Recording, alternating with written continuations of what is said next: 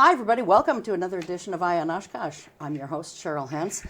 Tonight, we're joined by someone who was with us just a few months ago for a very brief time because he filled in when someone else canceled or needed to reschedule on the spur of the moment. And so it's Oshkosh Fire Department Chief Mike Stanley. Thank you so much for being here tonight. And thanks, Cheryl. Always a pleasure. we're going to have you for the full hour.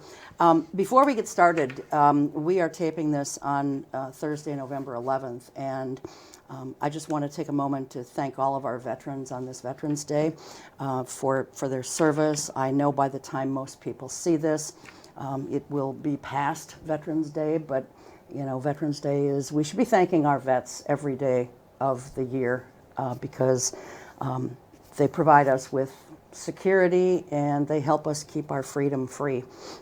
So I want to thank all of our vets for that. I also want to wish my only niece, Alicia, a very happy 22nd birthday.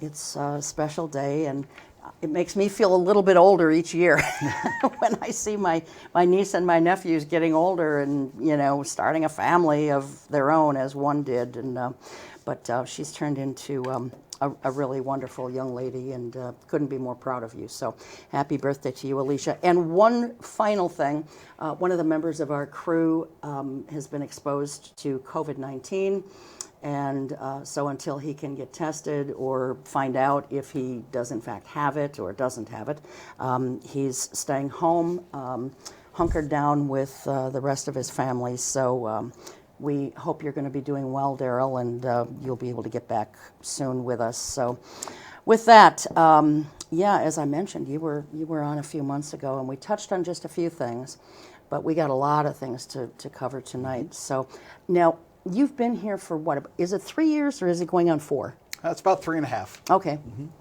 Well, we'll split the difference. Right. Yeah. So how's the job been going during that 3.5 years? You know, I think it's really been going great, particularly from my opinion. You know, Sure. that I love the Oshkosh community. You know, I love the fire department. You know, love what I do. That I tell people all the time that I have the best job in the world because I get to be the fire chief of the Oshkosh Fire Department. You know, lead such great men and women that make a difference in the community every day. Sure. Any surprises since you've been here? You know, I think things have not gone as planned. You know, unfortunately, that's true for all of us. That we were really working on a lot of things that you and I've talked about before on the show, like fall prevention and some of our risk reduction efforts. And we had to really shift a lot of focus this past year and a half around COVID-19. You know, and so it's a problem that's not unique to us, but you know, it came as a surprise. You know, and has been a diversion from some of the other things we would rather be working on, and you know, other progress that we're making. But you know, that's our job, is to be responsive and reactive to the current emergency. So we've put some things on pause till we can get through some of that. And you know, fortunately, these last several months, you know, we've been able to revisit a lot of the other things that are priorities for us. Sure. Well, and you guys do so much of everything. I mean, when I think people think about firefighters and fire departments, I think they think just of putting out fires. But there's so much more that you guys do. And I'll just give a quick example, and I'm sure it's part of the list of things that you guys do that we're going to be looking at in a little bit. But I was at my church one night, and we pushed the button to use the elevator, and the doors opened, and the alarm just kept going and going and going. And some of the people wanted to get in the elevator, and they said, well, maybe if we just push the button, it'll stop. And I said, no, don't anybody get in the elevator, because we don't know what's happening. And I was unable to get I was unable to get our building supervisor, and I didn't want to have to call our pastor at home. And I literally didn't know what to do, but I figured, well, you guys have something to do with elevators. So I called the fire department, and you guys were good enough to come over and You know, by that time I had gotten a hold of the pastor, because I did have to call her anyway, because she had a key that you guys needed.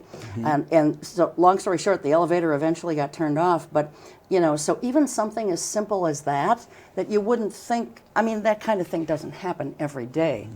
But when it does, it's nice to know that you guys are there.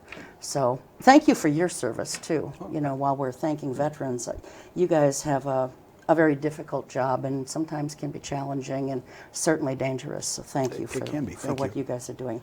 So other than money and budgets that always don't seem to, I mean, they never seem to stretch as far as they should, other than budgetary issues, have there been any challenges aside from COVID-19 as well? You know, one of the things that we're constantly facing, again, not unique to every employer out there, recruitment and retention. You know, that as the population and the workforce ages, you know, we have a lot of folks that are retirement eligible, you know, so we've also had some growth and creation of positions. So how do you find qualified applicants to fill those spots? You know, and right now, you know, like I said, that's a question that many of us have of, who can I get to come to work here? Yeah. So that's something that we spend a lot of time focusing on. You know, and one of the things that we worry about, and one of the challenges we face of, you know, how do we fill our vacant positions? Have you come up with an answer on that, or are you still working on it? You know, we're still working on it, and you know, and part of that is, it's kind of a two-pronged approach. That, you know, I look at it, you know, and I say my philosophy on recruitment is hunting and gardening. Because we need to find people to fill those spots right now today. You know, so we're always hunting for that current qualified applicant, but you know, we really have to look at a long progression and timeline of, you know, 5, 10, 15, 20 years of how do we grow and cultivate particularly our local youngsters, to, you know, the youth in this community to someday become Oshkosh firefighters. So, you know, we're looking for both phases of how do we solve the problem for today, but how do we eat again tomorrow with what we've cultivated and grown? Sure. So along that vein then, Chief, do you guys go into I know when I was in, I guess, grade school, maybe even middle school, you know, police department chiefs, fire department chiefs, they would come in and they'd do a little show and tell. And I don't know if it was so much curriculum based, you know, trying to get them interested in those positions as it was a show and tell thing. But do you guys go into the schools and try and get kids interested in becoming firefighters? Yeah, we absolutely do. You know, and I referenced earlier some of the things that got put on pause because of COVID, unfortunately. You know, we looked at, we've had a very strong presence in the elementary schools for a long time. You know, and then we kind of lose connection with the middle school age and high school age, and then hope they self-select and go to college to become a firefighter. Right? So we developed some programming around middle school and high school age youth to expose them to the career, show them, you know, the options that are available to them, help prepare them. You know, but unfortunately, a lot of that was contingent on face-to-face connection. You know, and teaching them hands-on skills like how to put a ladder up, how to do CPR. You know, so, you know, as things someday normalize, hopefully, you know, that we can get back to making those connections and really showing them how great this career is. Yeah, absolutely. And you mentioned about CPR, and one of my questions a little bit later on is, you know, talking about well, it's a few years, maybe 5 years old now, but the new protocol for doing CPR, because it did change, I think about 5 years ago, maybe a little bit longer, but it's not what it once was, and so we can talk about the change. But I want to touch on, you know, the strategic planning meeting that was held earlier this week, and you guys invited a lot of stakeholders, I think is the term that you used for us, and I was honored and privileged to be among those that you invited to this strategic planning meeting, and so it represented, I think, the people who were invited represented the whole community, and you know, I saw police department people there, I saw small business owners there, just a lot of, I don't want to say movers and shakers, that's kind of a a snobbish term, I think, but stakeholders, I think, is the best term. And so, and media, of course, was there. So we've got a few screens of some of the paperwork that we completed while we're there. And so as we're talking about this, I'd like to, okay, so now we have 2 of the screens up, and let's just leave those up for a moment or 2 while we talk about this. So tell us what you were looking for, expectations and concerns. Tell us what we're seeing here, Chief. Yeah, absolutely. So, as you mentioned, we had about 45 different community leaders, and stakeholders that interact with us and represent, a cross-section of our broader community. And we brought in some independent or outside facilitators to do this process for us. So what they did was they took a community-driven approach of, what do you expect of the fire department? I don't want to say people take us for granted, but I think we take people's expectations for granted. That if your house is on fire, we'll come put it out. If you're having a heart attack, we'll come take care of you. But what do you expect from us? Just because we're the only fire department in town and there's no other place to shop, we want to make sure that we're servicing the community and we're meeting those expectations. So that first step was given the opportunity for the participant to talk about what they expect from the fire department, what they think the fire department should be, and what they should offer, and what we should do. And then, do they have any concerns about, is there a gap? That I'm worried about, and some people talked about, do we have enough stations to get to my emergency in a timely fashion? Do we have enough firefighters? Do we have sufficient resources to do rescues on the water? What concerns do they have about meeting the evolving and changing, ever dynamic needs of the community? So we gave them that opportunity as well. Mm-hmm. All right, so we can take those away now, guys. So I know one of the concerns that I had was, we are unique in Oshkosh because we have a train track that runs from the one end clear to the other end. And the trains are usually pretty long. Mm-hmm. It's not like years ago when those of us who are townies, we remember the Sioux Line tracks, and so we at one time had 2 sets of tracks running through town, and the trains would come through at different times. Fortunately, we just have 1, but it does seem to cut the city almost in half. Mm-hmm. When our hospital was on the east side of town, people on the west side of town had a concern. What if I have an emergency, I need to get to the hospital, and there's a train there? And I think now the people on the east side of town, now that Mercy and also Aurora are both on the west sides of town, or west side of town rather, the people on the east side and the northern side, I talk to people and it's a valid concern. What happens? How do you guys as the fire department handle that if there is an emergency and someone really has to get to the hospital in a very quick fashion? And there's a train coming through, and every once in a while they will have to stop. I don't know what's going on, but they have to stop periodically. How do you guys handle that? How do you ensure that that person is going to get there in time? Yeah, and really it's a valid concern, but fortunately not something we encounter all too often. Because the nice thing is, we do have enough stations and enough ambulance distribution, and while the train is long, it's moving, so usually we can get ahead of it or behind it, and we have the opportunity to hold the train if necessary. But one of the things we really look at, that's how we assign where our ambulances and our fire engines and our fire stations are. We do, especially these last few years, we've really focused on data-driven decision making. So one of the things we're going through right now, in addition to this strategic planning, is looking at our stations and where they're located and where should they be in the future. And that's something we're going to continue to look at over these next couple of years. Of city's grown, since in the the 70s when we built this station downtown, or we built, in the last 25 years when we've located stations. So are they in the right place, and do we need to shift resources around? So we not only, as you talk about, we have the train tracks to cut the city in half. We've also got a river with bridges and stuff too. So all this data and information gets dumped into the computer, and it spits out, based on train tracks, based on posted speed limits, roundabouts, the river, the bridges, all that, and it crunches all that information and says this is where your station should be. So pretty amazing technology.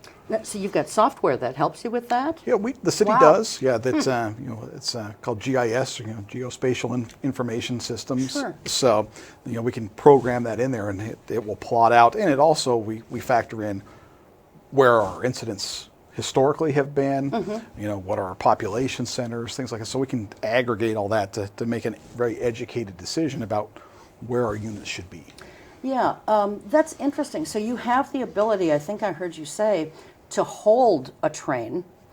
You can't break the train, though. If there's something going on and, it's a really long train, you can't break it necessarily. Plus, that would take more time than you probably have. Yeah. So if you're holding it,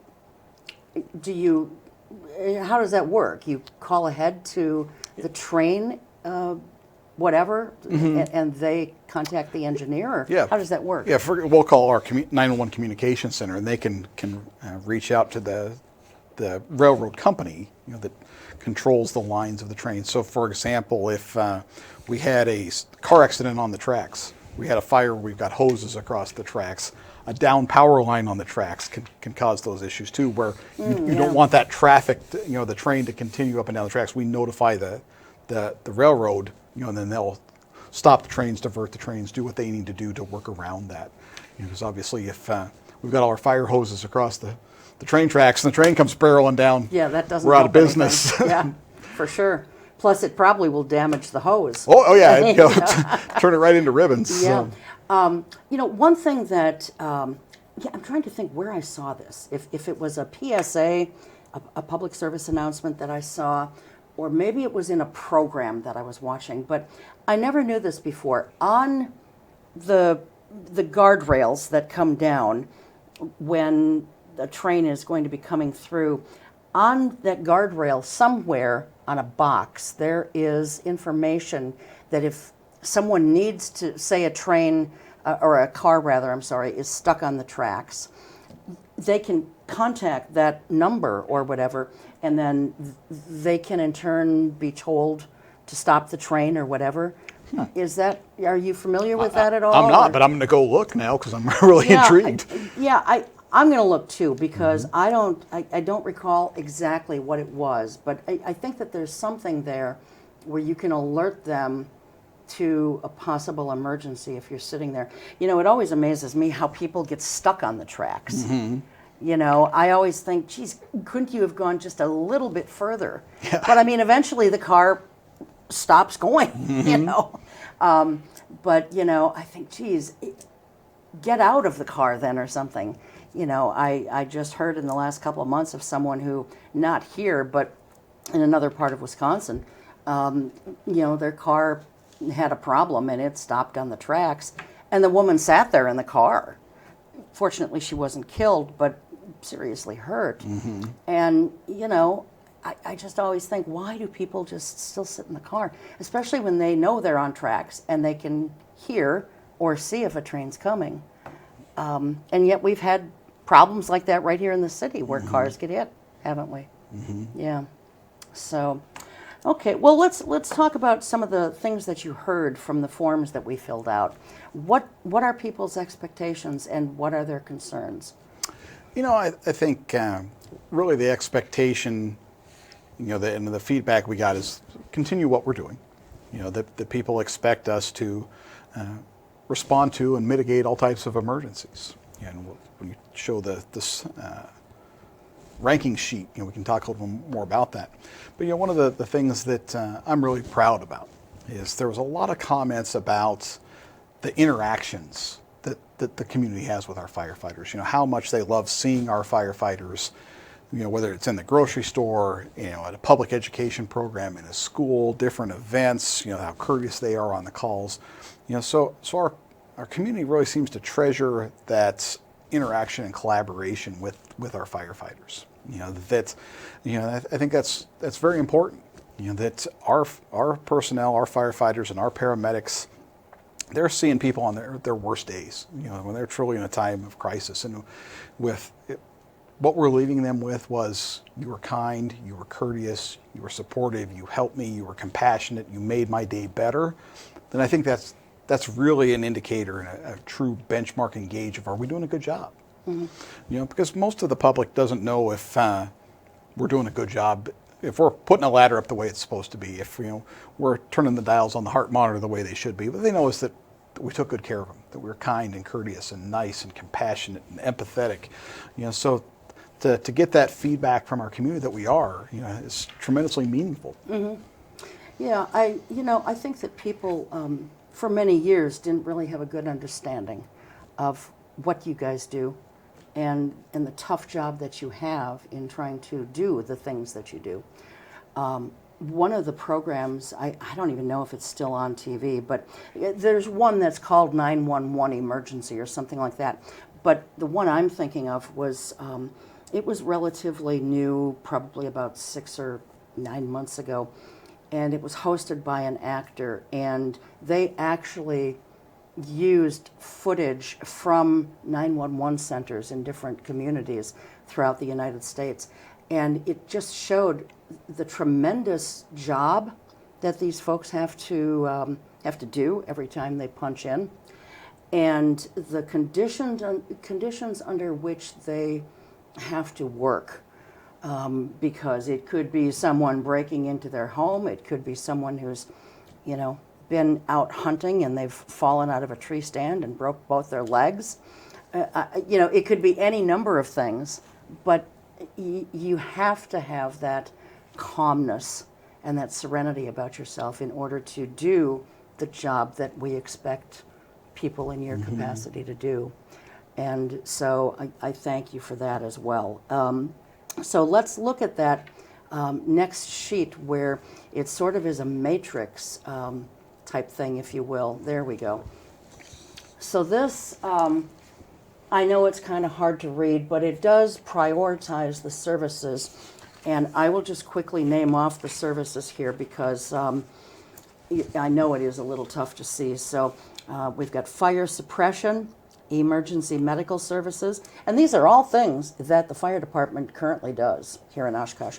So fire suppression, emergency medical services, fire prevention, public fire safety education, emergency preparedness, fire investigation, hazardous materials mitigation, aviation rescue and firefighting services, water rescue, which also includes ice rescue, and technical rescue. I don't know, technical rescue, is that where my elevator would have come into play? Yeah, it certainly could. Although we weren't stranded in there. Fortunately. Yes, yeah, yes. Yeah. That, confined space rescues, trench rescues, collapse of buildings like we tragically saw here it's quite some, last several months in Miami. Yeah, oh yeah, that was bad. Things like that. Yeah. So how did people kind of rank these things? I know I struggled with it a little bit, because some of them, I mean, they're all important, and some of them seemed kind of similar to another one, and it's hard to put a ranking on this. But what did folks typically come up with as how they'd like to see these different things prioritized? Yeah, great question. And what you're talking about, the list that you read, those are our essential core services that we provide. So when we asked for people's priority and input, it wasn't so we could look at, if you don't like this program, we'll get rid of it. These are still core essential services we're going to provide and continue to provide. We want to know what's important to you. And somewhat predictable. That the most important thing, expectation for the fire department, what everybody puts priority on, is put the fire out. So fire suppression. Then again, not completely surprising was that the expectation of that we respond to emergency medical calls. And we provide that paramedic service. What was a little more surprising is that the technical rescue component was in the top 5. Really? Yeah. That we were kind Interesting. of surprised by that. Even above the emergency management function and the public education function. Yeah. So eye opener for me that really what the public expects if there's somebody that's caught in a trench or confined space, it's very important to them that we can provide that service.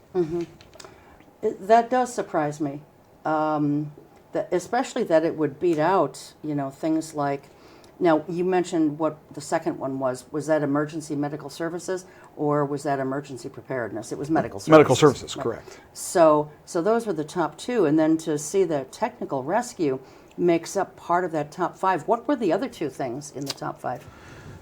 Oh, you're going to test my memory. Your memory. It was only a couple days ago. Do you need to look at the sheet? That I want to say emergency preparedness was like number 4. Okay. And then it might have been aviation rescue. Oh, because it's probably Yeah. EAA. I would think that people were maybe thinking about that. Because we have an airport, but it's not a busy kind of airport where there would be aviation rescues going on. But surely during EAA, I can see where that would be a big thing. And we've had some, I don't know if we've had any since you've been here, Chief, but we have had hazardous materials rescues in the past. There's a business out south of town. I can't think of what their name is offhand, but, there have been some evacuations necessary from out there. We're going to talk about emergency preparedness, so that can come up during that time.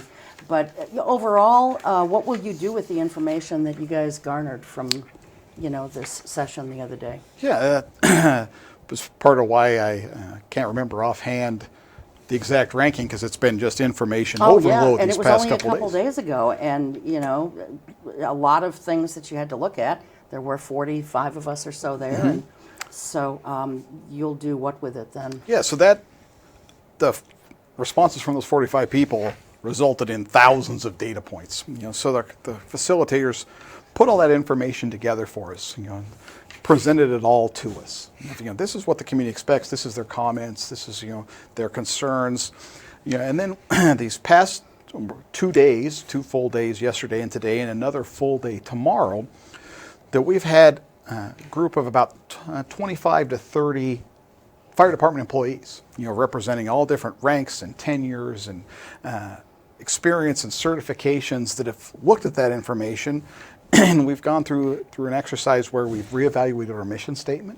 Really looked at identifying what our published values are going to be. And right now we're really deep in the development of the strategic plan. How do we take this information and put it into an actionable strategic plan for the next 5 years? So we'll wrap up with that tomorrow of looking at what are our goals and our objectives and the tasks that we need to complete to address some of these issues. I'll give you one example. I talked about recruitment and retention. So how do we address that? How do we address facilities? And aging infrastructure. So that now we have a published document that will be available, to everyone in the community. But it's our internal compass, our orientation of this is what we need to be working on, and it integrates. The city of Oshkosh has a strategic plan as well. So it integrates seamlessly right into that City of Oshkosh greater plan of how do we move our city forward, and make sure that we're meeting the needs of those that we serve. What's the timeline, Chief, for, there's a lot of stuff there, as you mentioned, and a lot of things that you all have to consider. So what's the timeline for when you will probably have this finished and at least ready to present something to the public? So from what the facilitators told me today is they hope to have a draft to us within a couple weeks. Wow, because they're 2 great facilitators with tons of experience doing this. So they're wrapping up each day with us and then going back to the hotel and and they're working on the fly as well, putting that data together, putting that information together, building it out. Each day we come back, here's what we worked on yesterday. So, I'm pretty confident they're going to be able to get that turned around to us. So, I think optimistically with the holidays and stuff, we ought to be done with that by the end of the year. So first of the year, we should be able to, have a conversation as a community, or you're going to be presenting something to the community. I would assume you're going to present it to the city council as well. Absolutely, yeah. Okay. One of the questions that I had as I was kind of looking at these materials was, there is and I don't know how this all plays into this, but there was a commission on Fire Accreditation International, and then Commission on Professional Credentialing and so forth. Is the Oshkosh Fire Department an accredited fire department? We are not yet. Okay. Sounds like you're going in that direction. Right. We would very much, we are heading down that pathway. And what really accreditation is a process. And how do we do a meta-analysis? How do we look, at our services and establish benchmarks and measure our performance, and continuously look to improve. And that's really what that accreditation consists of is, we've done a strategic plan, we've done a risk assessment in our community, we've demonstrated how we're going to cover those risks with our resources, and we've identified each of our core programs of, what we do, and we look at how do we continuously improve that performance. So it's a several year process, so this is a key component of that. Sure. So we're working that process. There's less than 400 fire departments across the country that have that accreditation. So we were very fortunate. There's two kind of main feathers in our cap. Achievements that fire departments strive for. One is that ISO rating.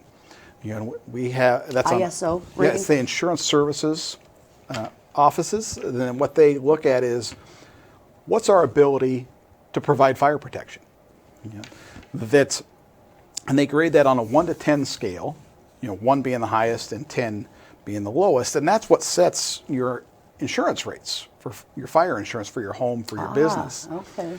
So this year we were recognized as a ISO 1 for the first time in our history. So we have the highest rating around fire protection in the country that's available. We're one of 8 departments in the state. So we're very, very proud of that. Wow, that's fantastic. Yeah. Congratulations. Thank you. Yeah. So then the other accreditation looks at the big picture.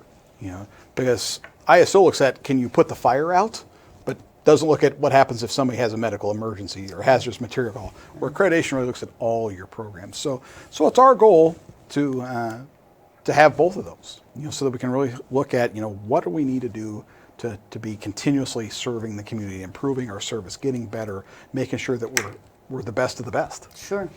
So once you are accredited, Chief, then how many years before you have to go through the accreditation process again? Because I know the police department's been accredited for a number of years, and I think, I may be misspeaking here, but I believe that they are the only one, or possibly one of just a few police departments in the state that has a double accreditation. Unless something's changed, they've been the only one. Okay. Which is really, really a proud distinction for our community and for our police department. Yeah, and I don't know how often they have to go through the process for accreditation, but how many years would there be in between? It's a 5-year process. Okay. For the complete reaccreditation, but every 2 years you have to update.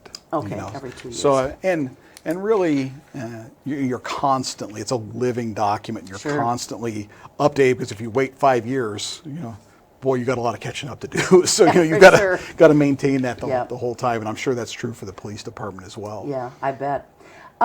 In the past, and I don't know if you still do this, but in the past, the Oshkosh Fire Department has had advanced life support ambulance services to the cities of Omro, Winneconne, and the surrounding communities and townships in that area. Is that something that you guys still provide? It is. That there's 10 different municipalities surrounding us that we provide that service for.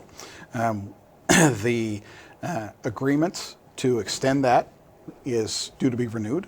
So that will go before the Common Council at their next meeting to renew that agreement with the municipalities for another 5 years. So that's something that we anticipate continuing to do. You know, and have had a very mutually beneficial relationship to make that happen. Okay. Yeah, I mean, and then, of course, that takes money, you know, to be able to, say you have some kind of emergency in Omro. I mean, that's not that far away, but, you know, it takes away from something else, and it costs money to go there. Mm-hmm. So when you have an agreement like that, do you get any funds from those communities, and how does that work? We do. There's a per capita cost. So based on the population, you know, everybody gets in that community gets charged, you know, well, through their tax dollars, the community pays for everybody in the community. Sure. And then when we transport that person, you know, just like we do with, you know, any patient that gets in the ambulance, whether they're from Oshkosh, Omro, Algoma, you know, Winneconne, you know, we bill for that service. So through health insurance, Medicare, Medicaid reimbursements, you know, private pay, you know, we also generate revenue that way. So mm-hmm. between those two, that's what offsets that expense of operating the service. Yeah, and ambulance rides aren't cheap. Correct. They're not cheap at all. We had a family member late last year who had to go from the hospital here up to a hospital in Green Bay, and I think the bill for that ambulance alone was about $1,500 or $1,600. So it's not a cheap thing, and if you can avoid it, you should. Mm-hmm. Your pocketbook will thank you for it. So when we think about a fire department, you know, as we kind of said early on, people, I think, tend to think of you guys as just people who put out fires, and not necessarily all the other things that were on that list that I read. So you have to be able to respond to almost anything. How long does it take to become a firefighter initially, and then how often do you have to kind of retrain yourself or mm-hmm. have continuing education and training going on? Yeah, so to enter the profession, you know, and particularly here in Oshkosh, you know, our job qualifications, you have to be a paramedic. You know, you also have to have some firefighting certifications. So most people are going to go through a technical college program, get that firefighter training and that paramedic training, which is, you know, roughly about 3 years. Okay. You know. So they go through that education process, you know, and many times they're working as a volunteer firefighter and, you know, gaining all that and working on a private ambulance, get that experience to come to us. You know, so there's a lot of front-loaded training that happens. And then how often do they refresh? You know, constantly, you know, every day. And one of the big mantras of our industry is, you know, complacency kills. You know, that there's always a new and emerging threat. So our firefighters are training every day. Sometimes that's formal in a classroom. Sometimes it's informal in the station. You know, that they're watching training videos that we can push out over our learning management programs. That they are constantly, you know, reading trade journals to educate themselves about how to stay sharp and proficient and be aware of new threats. So like I said, they complete thousands and thousands of training hours every year. You know, we keep a record of all the training hours that are completed by our members. It's thousands and thousands of hours. Oh, I'm sure.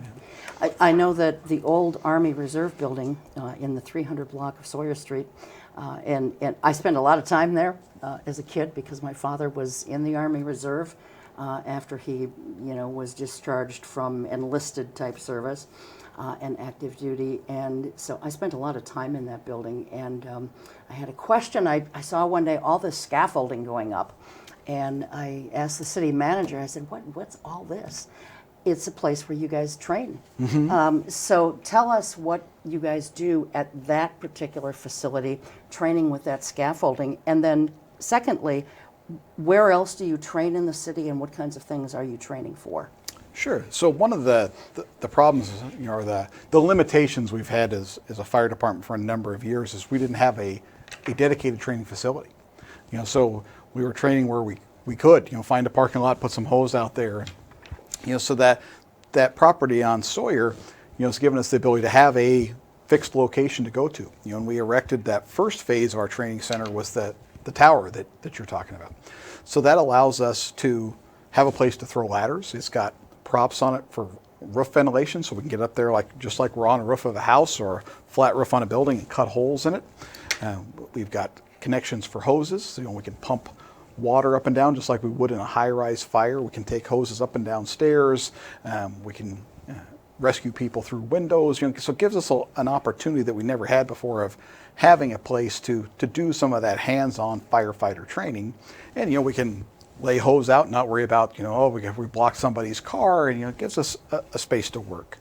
And as we build that facility out into the fire department training center over the next few years, we'll increase that ability of we'll have classroom space, and we'll have more training props, and more ability to do some of that focused training, because as you mentioned, in the list of all the things that we have, services we provide, we got to train on all those things. So it gives us an opportunity to do vehicle extrication training there, where we cut cars up with the jaws of life, or simulate a hazardous material leak out of a 50-gallon drum. It gives us a place to do that, and do that safely.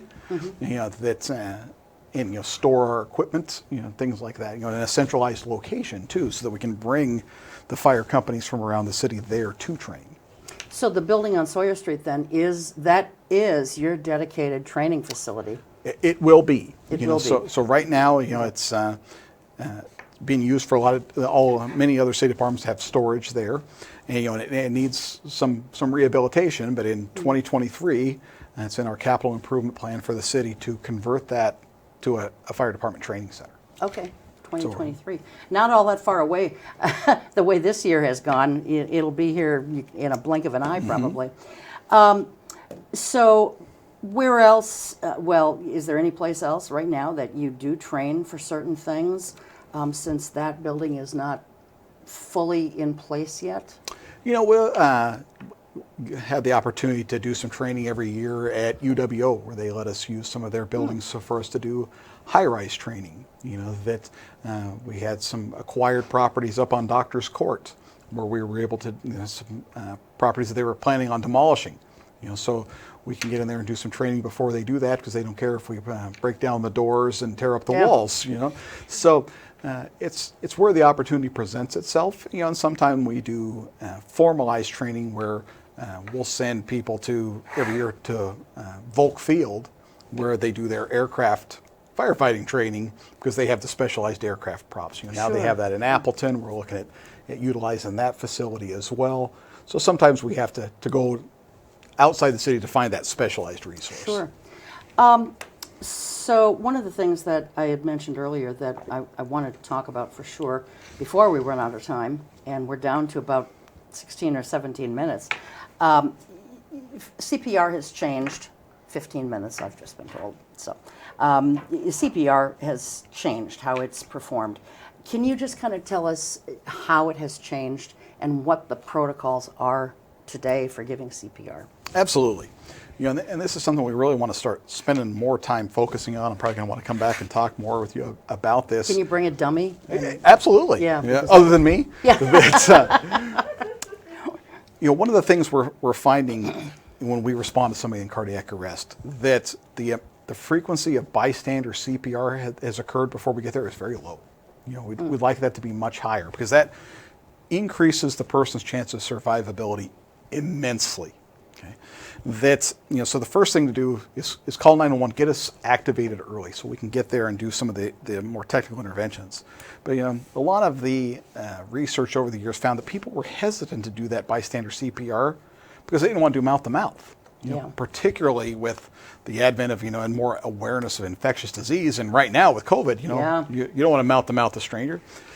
The body's blood has a lot of oxygen left in it. The most important thing is circulating it, and that's giving the brain and the heart and the other vital organs a chance at survival. So just doing the chest compressions, pushing in the center of somebody's chest 1.5 to 2 inches, 100 times a minute to 120 times a minute increases their chance of survivability immensely. That's a lot. So that's a lot of compressions. It is, and when ironically, when you put it to music, Staying Alive. It has the same exact tempo. Is that right? So if you know, Well, credit the Bee Gees, right? think about the Bee Gees Staying Alive, as you pump, that's the tempo you want to keep. I can see it. So if you can keep that. And you're interlocking your hands. How are you're interlocking them? Yeah, just like that. You can even do this if Okay. if you put your palms in the middle of somebody's chest and press, 100, 120 times a minute. Fast enough that you could disco dance to it. You have increased their chances for survivability. Well, my legs wouldn't go at the same time that I'm doing compressions. Right. Yeah. I could dance afterwards. That's because. I mean, when you think about it, that person's in cardiac arrest is dead. I mean, they're as dead can be. The only chance they have of not staying dead is to have that intervention. The longer they are in cardiac arrest, the higher the chance are they're going to stay dead. Yeah. So if we want to resuscitate people, we want to have people wake up, talk to their families, go home from the hospital. We got to be doing bystander CPR.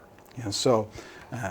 Plenty of videos on YouTube. Red Cross offers classes.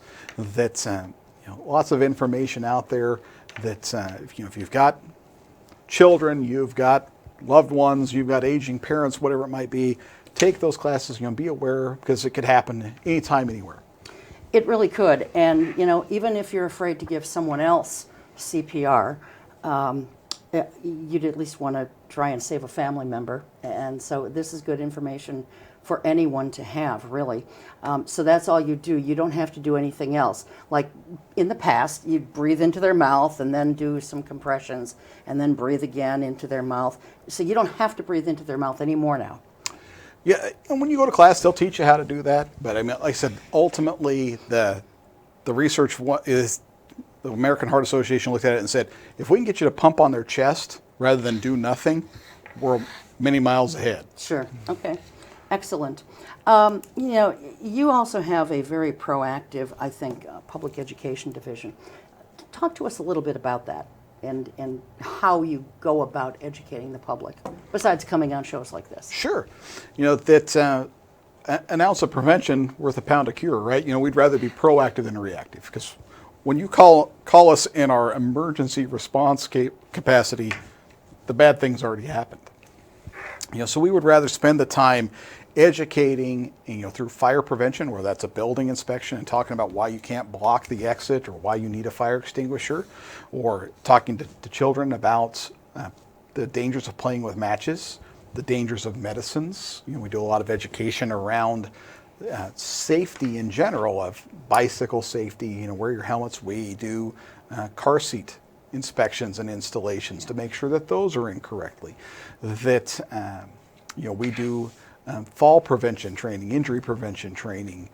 We also do fire extinguisher training as well. So how do we teach people to give them those skill sets to prevent the emergency so that we don't have to meet them in that capacity? Sure. One of the things that we talked very briefly about when you were on as a kind of a pinch hitter a few months back is keeping your bedroom door closed when you sleep, whether that's at night for most people, or if we've got a lot of shift workers in and around our community, and they may sleep during the day, but we're supposed to keep our doors closed when we sleep. And we've got a couple of screens here that we can bring up, but why is that we should be keeping our bedroom door closed?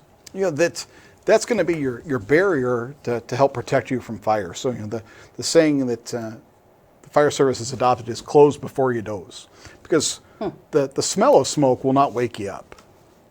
That it's the smoke alarm. Hopefully you got a working smoke detector that will wake you up, but once you get woke up because you can't breathe, you're in trouble. So that will keep a lot of that smoke and heat, and those superheated gases on the other side of that door.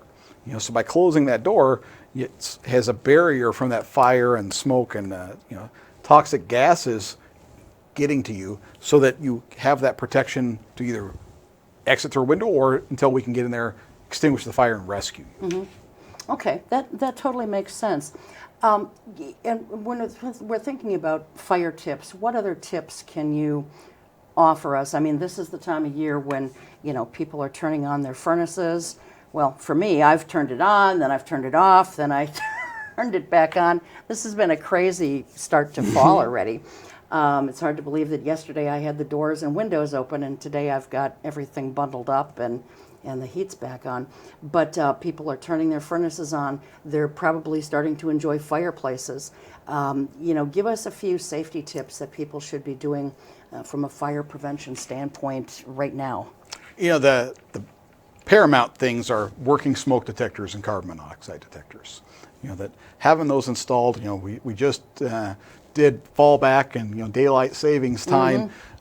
Some of us are probably still catching up on changing our clocks. Make sure you change the batteries on the smoke detector and the CO detector, and that you have working, functioning CO detectors on every level of the house, that you have a smoke detector on every level, particularly out front of the sleeping areas. But we're also entering that holiday season. So unattended candles are a tremendous risk. Live Christmas trees, making sure those are watered.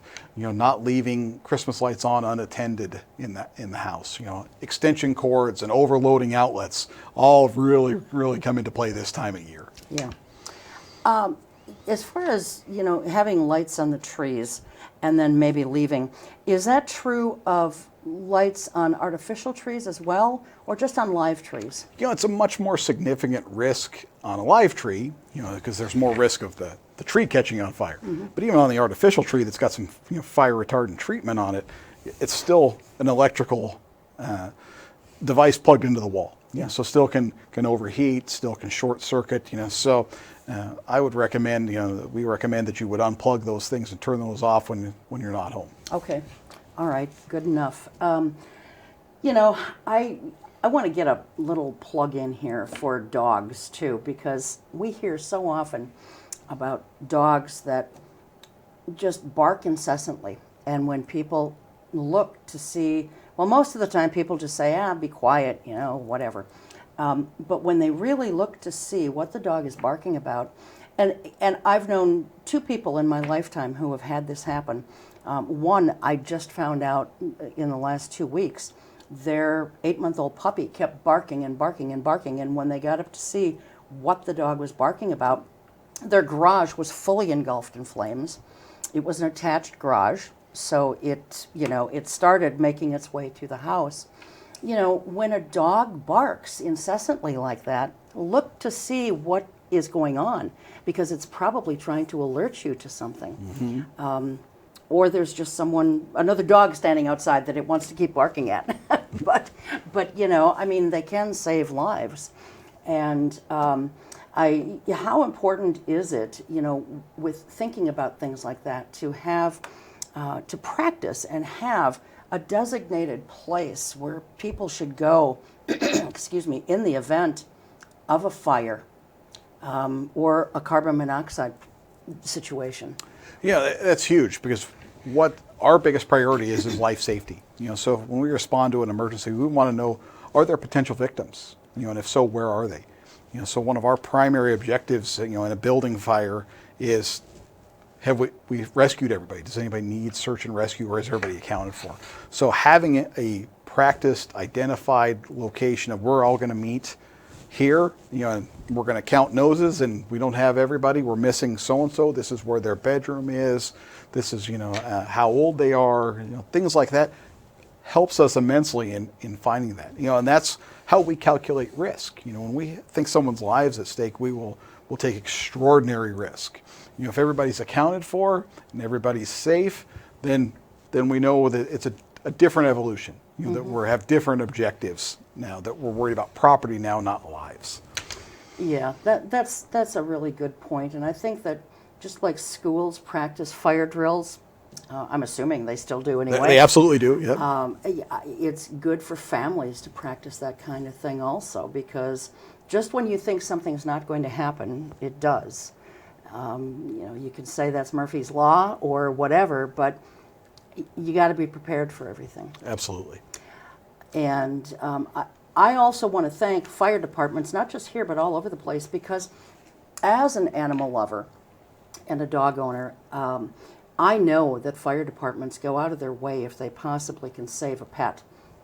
to save that pet. I've actually seen pictures of a fireman, firefighter, giving a little small dog, I don't know if it was a puppy or not, but giving them oxygen through a little oxygen mask that would probably be designed for a baby or a very small child.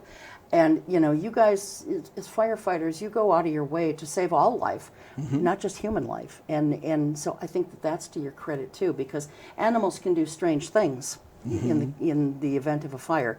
You know, dogs can bark and run and hide, or they can run to you.